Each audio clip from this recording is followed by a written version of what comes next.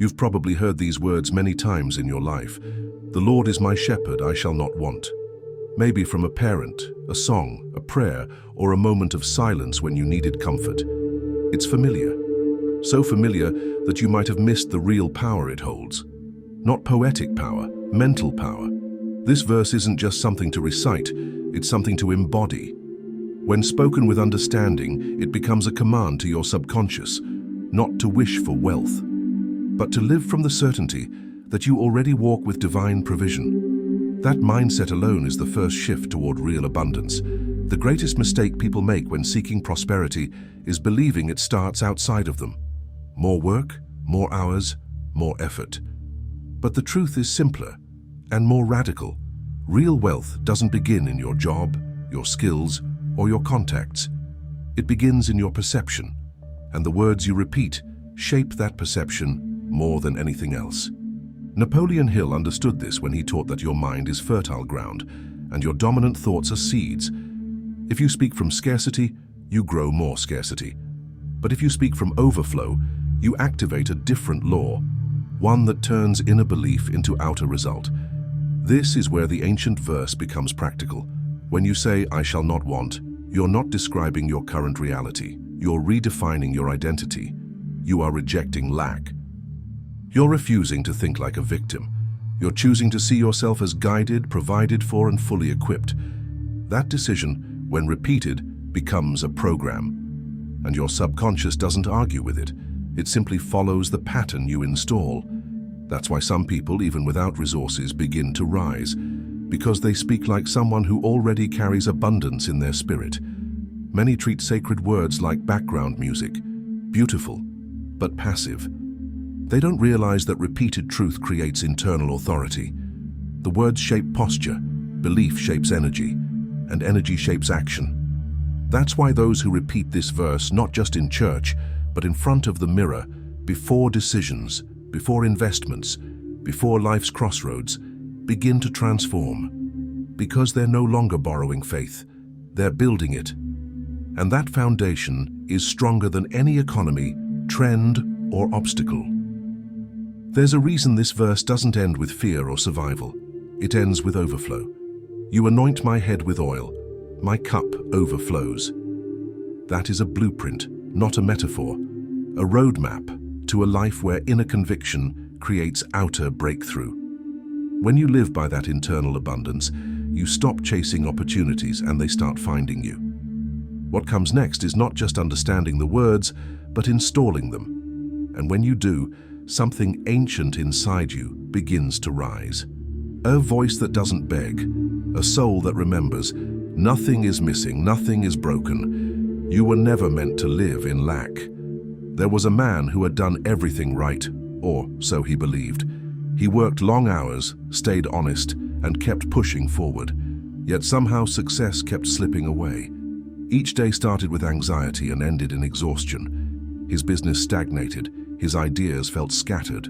The more he forced results, the further they drifted.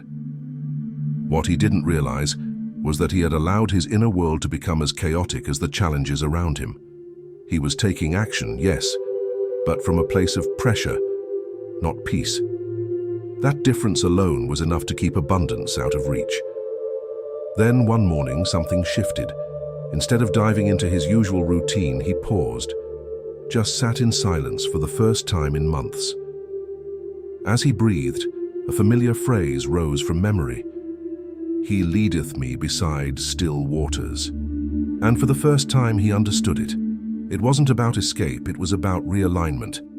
In the stillness his thoughts slowed, his emotions softened. A forgotten idea returned, and with it, a quiet clarity. He didn't need another strategy, he needed space.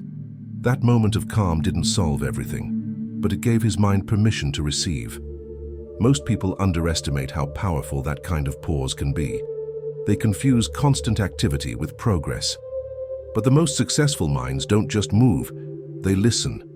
Napoleon Hill called it the master mind state, not a group of people, but a mindset open to inspiration. Still waters symbolize that exact space, not absence of conflict, but presence of coherence. In that calm, new answers begin to rise, direction returns, and the same world that felt heavy the day before begins to look different, not because it changed, but because you did. If you've been overwhelmed, pushing through noise and doubt, you're not weak, you're human. But there comes a moment when effort must be replaced by alignment, a deeper kind of strength that begins with surrender, not struggle. And maybe that moment is now. Maybe all you need is to stop chasing and start preparing. You can begin by putting this phrase into words: "The Lord is my shepherd, and my heart is ready." Not to convince anyone, but to remind yourself. Sometimes the most powerful declaration isn't shouted, it's written quietly with faith. What happens next depends on how you enter each day. Do you carry your burdens into battle again, or do you allow stillness to lead you toward clarity? One path repeats the noise. The other opens the door to ideas that have been waiting for your readiness. You weren't created to live in constant urgency. You were made to create from peace, from power. And when that becomes your foundation, the outer world begins to arrange itself to match the order you've built within. It's easy to get lost in effort when you've forgotten direction. Many people wake up exhausted, not because they've done too much, but because what they're doing lacks meaning. They're running on survival, not conviction, working jobs they don't love, chasing goals they never chose, stuck in patterns they never questioned. And still, they wonder why prosperity feels so distant. But here's the truth. Abundance doesn't follow activity. It follows alignment. You can't manifest wealth on a foundation of confusion. You must first decide where your path leads and why it matters to you. Purpose is not some abstract dream. It's a clear intention that energizes your every move. Napoleon Hill called it a definite major purpose, a reason so strong that it pulls you forward even when results are slow. Without it, your effort scatters. Your time leaks. Your decisions become reactive instead of creative. But once purpose becomes defined, everything shifts. Energy returns, choices simplify, obstacles shrink, and suddenly the path beneath you begins to unfold in unexpected ways. Not because the world changed, but because you finally know where you're going. This is the moment when the ancient verse speaks again. "He leadeth me in the paths of righteousness for his name's sake."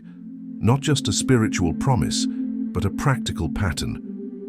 Right paths appear when your why becomes clear, when your actions align with a vision bigger than income, bigger than reputation, something tied to contribution. That's where clarity lives. That's where the right connections, clients, and ideas start to emerge without force. Because the universe responds differently to someone who knows why they're moving.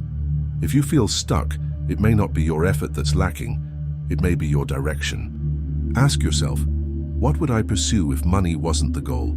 What would I build if my heart chose instead of my fear? The answer to those questions isn't a luxury, it's a compass. It's how you begin walking a path that feeds your soul while also feeding your life. When your path is righteous, not in a moral sense, but in the sense of integrity with your true self, everything begins to flow with less resistance. The mind craves certainty. But it doesn't need certainty of outcomes. It needs certainty of direction. That's what purpose gives you. It silences the noise. It helps you say no to distractions. It helps you focus your energy where it counts. And in that focus, results begin to compound. What starts as a quiet decision becomes a new reality, a new rhythm, a new identity. You're not just reacting to life anymore. You're designing it, step by step, path by path, thought by thought. Even with purpose, the road ahead won't always look clear. There will be days when your plan feels invisible and the results feel delayed. The universe doesn't always show its approval with quick outcomes. That's where most people retreat. They think slow progress means they chose wrong. But that's not true. Progress isn't always loud. Sometimes it's disguised as stillness, as silence, as moments that test your belief. That's when real faith begins. Not the kind you speak when things are easy, but the kind you practice when nothing is moving. Hill called this faith applied, not hope, not theory, but belief that fuels action in the dark. Faith applied means acting like the result is already on its way, even when your circumstances offer no proof. It's what separates those who dabble in success from those who are transformed by it. You keep building when no one claps. You stay focused when no one understands. You trust your inner compass more than the external noise. This is the kind of faith that shapes the invisible into form, not all at once, but with each steady, committed step. It's not about having no fear. It's about not letting fear make your decisions. And when that becomes your rhythm, you become unshakable. That's why the verse doesn't say you'll avoid the valley. It says you'll walk through it. Though I walk through the valley of the shadow of death, I will fear no evil. That's a roadmap for the mind. You're not promised a detour around challenge, but you're promised strength inside it. And that strength is built by what you repeat to yourself in the silence. Every time you say, I will not fear, you're building spiritual muscle. Every time you act with confidence in the face of uncertainty, you're reinforcing new programming. This is how the mind transforms, by doing, not just knowing. The people who rise are not the ones with perfect timing. They're the ones with persistent belief, the ones who stop waiting for conditions to improve and start improving themselves. Faith applied doesn't wait for comfort. It acts with conviction. And the more you live this way, the more the world reflects it back to you. New doors open, old fears lose power. You realize the valley was never the threat, it was the training ground, the place where your inner foundation is tested and strengthened. Because at the end of every valley is a lesson you couldn't learn from the mountaintop. The quiet teaches you to listen, the uncertainty sharpens your focus, the delay strengthens your intention. And once you walk through it, not rushed, not panicked, but grounded in faith, you emerge different, not just with results, but with resilience.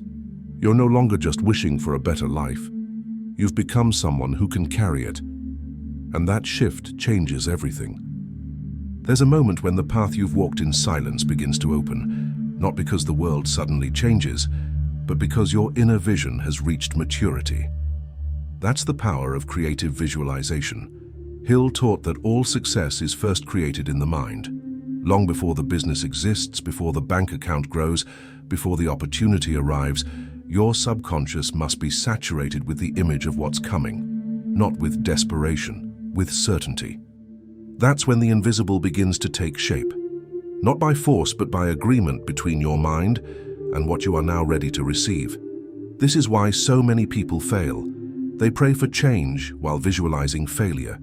They speak faith with their mouth but replay defeat in their imagination. The subconscious doesn't respond to words alone. It responds to the images you hold consistently. So ask yourself, what do I see when I think about my future? Is it aligned with what I say I believe, or is it a loop of limitation dressed as realism? Because until you change what you see inside, nothing outside can truly evolve. That's not fantasy, that's psychological law.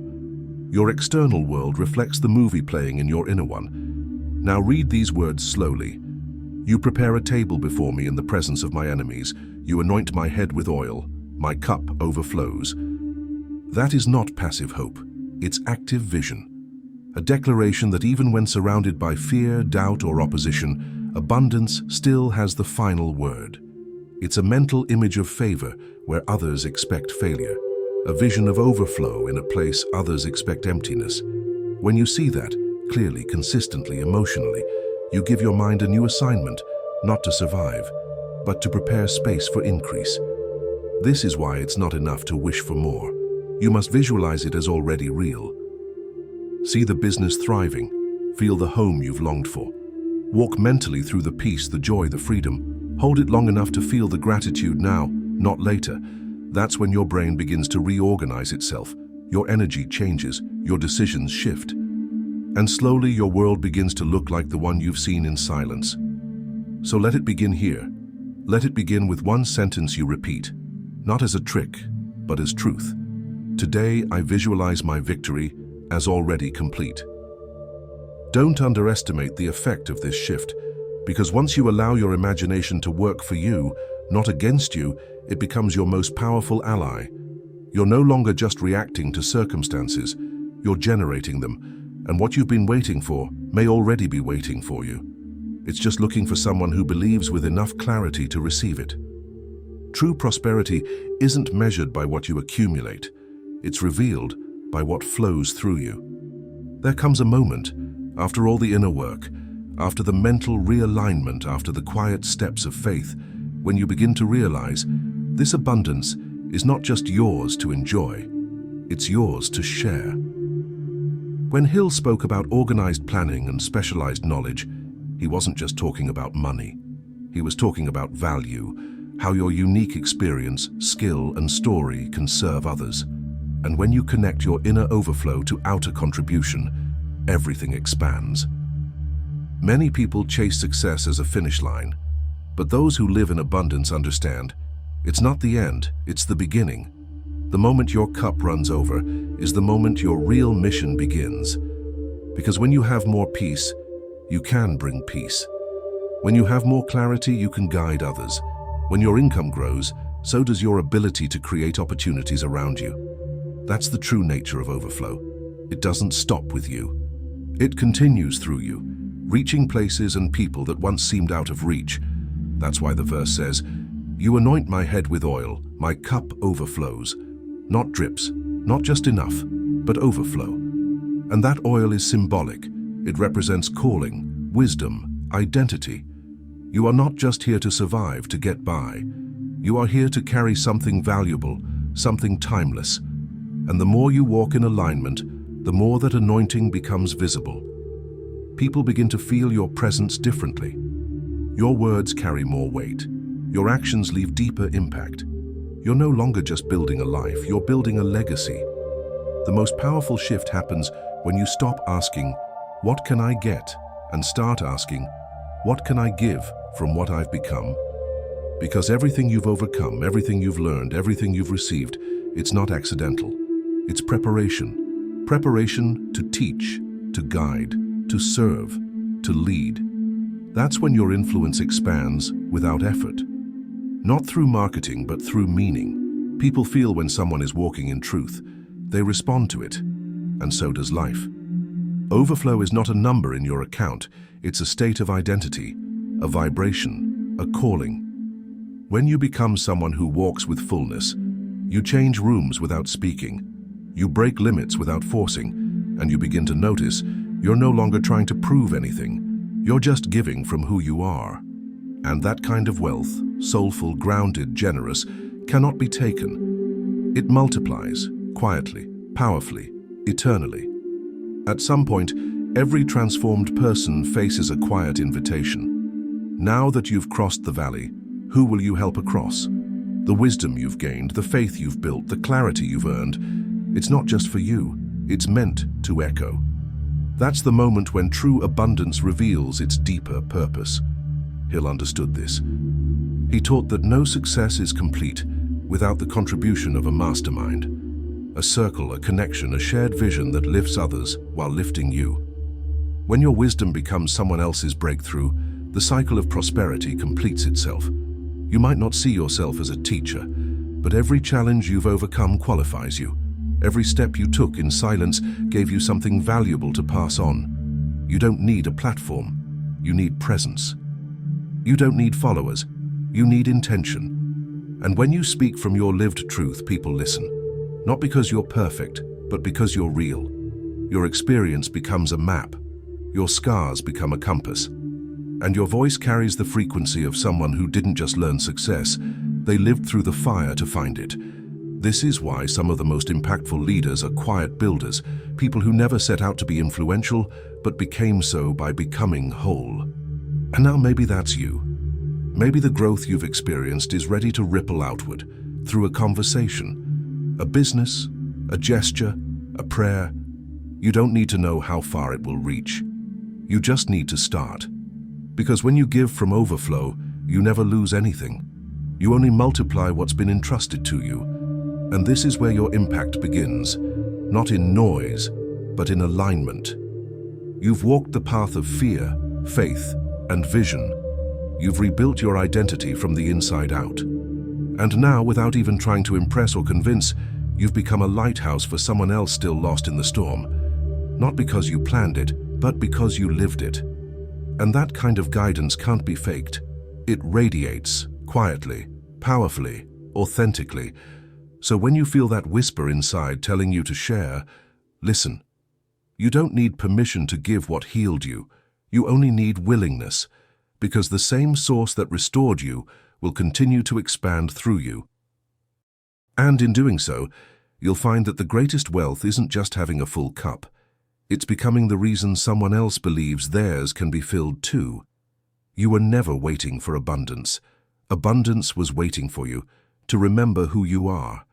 The world told you to chase results, to prove your worth, to solve everything with effort, but now you know better. You've seen what happens when your thoughts align with truth. You've felt the difference between empty action and guided intention. You've walked through the fear, rewired the belief, and chosen to speak from certainty. And with each repetition, with each moment of stillness, you've built something unshakable, a mindset that no economy, no doubt, no past mistake can break. That's real wealth, the kind that outlives conditions, the kind that creates overflow. Now the choice is yours. You can keep this power quiet inside you, or you can let it grow. Let it guide your business, your voice, your relationships. Let it shape how you show up in the world.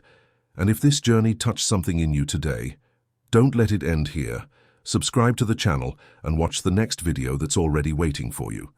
In it, we'll go even deeper into the hidden forces of your mind and how your thoughts, emotions, and beliefs create the very reality you live. You've seen what happens when scripture meets strategy. Now imagine what's possible when your heart and your mind move in perfect agreement. Your next breakthrough may be just one thought away.